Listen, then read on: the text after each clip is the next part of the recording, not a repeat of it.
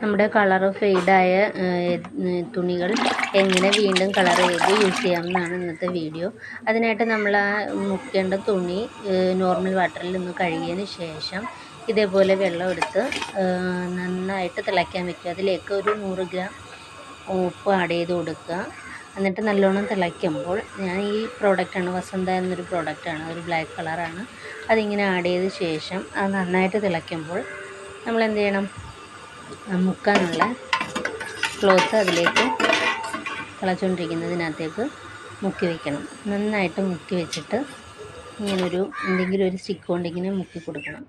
കൊടുത്തതിന് ശേഷം ഒരു 30 മിനിറ്റ് വെയിറ്റ് ചെയ്തതിന് ശേഷം സാധാ നോർമൽ വാട്ടറിൽ ഇങ്ങനെ നന്നായിട്ട് മുക്കുകയാണ്. നോർമൽ വാട്ടറിൽ കഴുകിയെടുക്കണം. കഴുകി ഉണക്കുക. ആദ്യം ഒരു ഇത്തിരി കളർ പോകും, ഈ ഒരു കളറേ പോകുള്ളൂ, പിന്നെ കഴുകിയിട്ട് പോയിട്ടില്ല.